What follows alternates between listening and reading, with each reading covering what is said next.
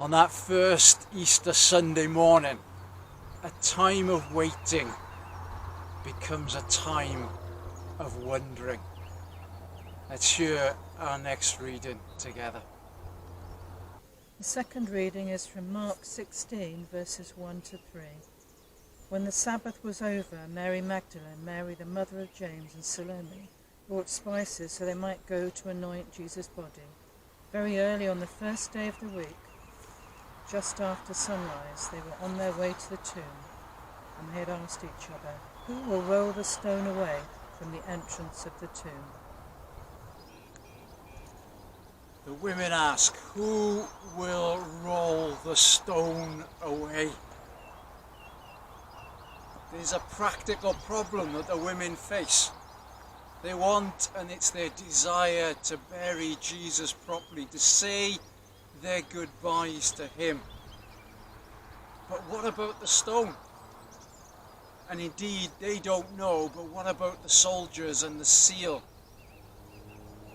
In this time of crisis, we too are facing practical problems. There are those supplies that are needed for healthcare workers and the NHS. Those limitations on what we have in terms of food that's on the shelves in the shops, or crucial medicines that we're trying to get.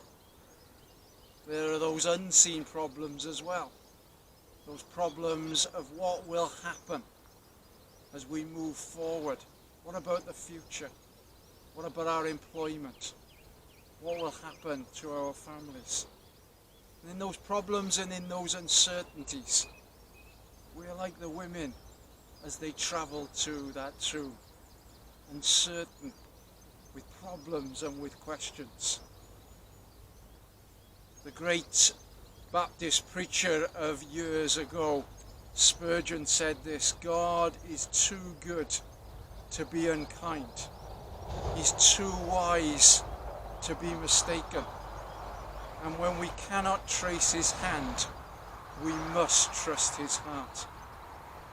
Before we journey on, let's sing of a God in Jesus who meets us, who lovingly greets us in our problems and in our questions, and scatters our fears and gloom. Thine be the glory.